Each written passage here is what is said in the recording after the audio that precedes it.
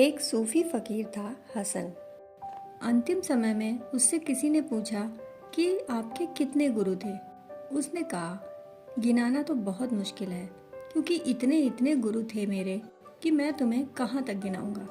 गांव गांव मेरे गुरु फैले हैं। जिससे मैंने सीखा वही मेरा गुरु, जहाँ मेरा सिर झुका वही मेरा गुरु। फिर भी लोगों ने जिद की कि कुछ तो कहो, तो उन्होंने कहा, तुम नहीं मानते तो सुनो, मेरा पहला गुरु था एक चोर।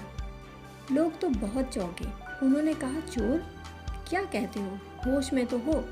मरते वक्त कहीं ऐसा तो नहीं कि तुम्हारा दिमाग बिगड़ गया हो? चोर और गुरु?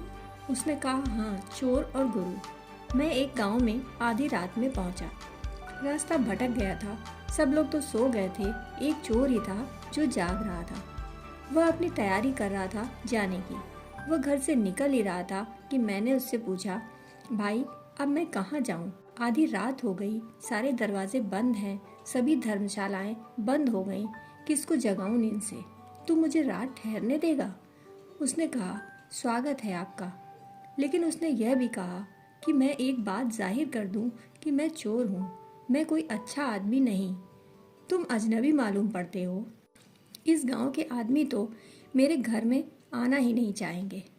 मैं तो खुद दूसरों के घर जाता हूँ तो लोग मुझे घुसने नहीं देते। मेरे घर तो कौन ही आएगा। मुझे भी रात अंधेरे में जब सब सो जाते हैं तब उनके घरों में जाना पड़ता है, और मेरे घर के पास से लोग बच कर निकलते हैं। जाहिर है कि मैं चोर हूँ। इस गांव का जो नवाब है वह भी मुझसे डरता है। पुलिस वाले मुझसे थर्राते हैं। तुम खुद से आ रहे हो, मैं तुम्हें वचन नहीं देता कि रात बेरात मैं तुम्हें लूट लूँ। फिर तुम ही जानो। हसन ने कहा कि मैंने इतना सच्चा और ईमानदार आदमी कभी नहीं देखा था, जो खुद कहे कि मैं चोर हूँ और सावधान कर दे। यही तो साधु का लक्षण है। वह रुक गया। हसन ने कहा कि मैं रुकूंगा तो मुझे लूट ही ले तो मुझे बहुत खुशी हुई। सुबह सुबह चोर वापस लौटा। हसन ने दरवाज़ा खोला, पूछा, कुछ मिला? उसने कहा, आज तो नहीं मिला, लेकिन फिर रात कोशिश करेंगे। हसन ने कहा, 1 महीने तक मैं उसके घर रुका और 1 महीने तक उसे कभी कुछ न मिला। वह रोज सांझ जाता, उसी उत्साह, उसी उमंग से, और रोज सुबह लौट आता, लेकिन उदास नहीं देखा उसे, निराश हताश नहीं देखा। सुबह जब भी मैं पूछता, कुछ मिला भाई? तो वह कहता, अभी तो नहीं मिला, लेकिन क्या है, मिलेगा ही। आज नहीं तो कल, कल नहीं तो परसों, कोशिश जारी रहनी चाहिए। तो हसन ने कहा कि जब मैं परमात्मा की तलाश में गांव गांव, जंगल जंगल भटकता था और रोज हार जाता था और रोज रोज यही सोचता था कि ईश्वर है भी या नहीं, तब मुझे उस चोर की याद आती थी कि वह चोर साधारण संपत्ति चुराने चला था और मैं परमात्मा को चुराने चला हूँ। मैं परम संपत्ति का अधिकारी बनने चला हूँ। उस चोर के मन में कभी निराशा ना आई। मेरे मन में भी निराशा का कोई कारण नहीं है। ऐसे मैं लगा ही रहा। उस चोर ने मुझे बचाया, नहीं तो मैं कई दफा भाग गया होता। तो जिस दिन मुझे परमात्मा मिला, मैंने पहला धन्यवाद उस चोर को दिया। तब तो लोग और भी उत्सुक हो गए।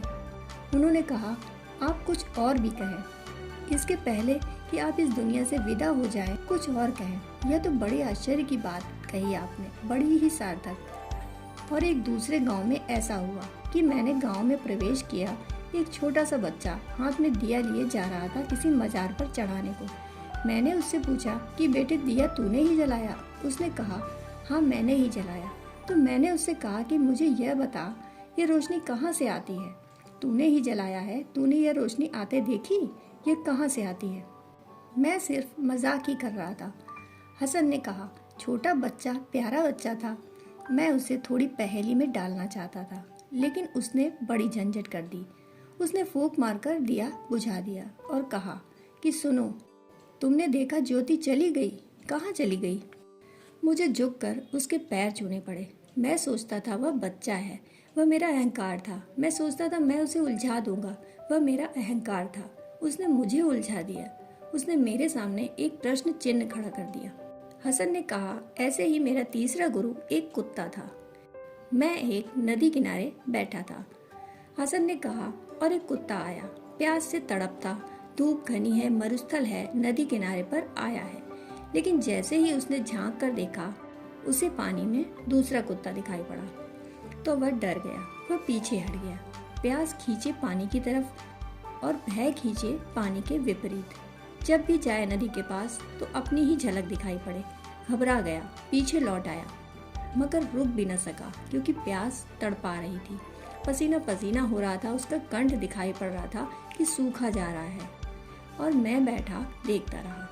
फिर उसने हिम्मत की और एक छलांग लगा दी, आँख बंद करके कूद ही गया पानी में। फिर दिल खोलकर पानी पिया और दिल खोलकर नहाया।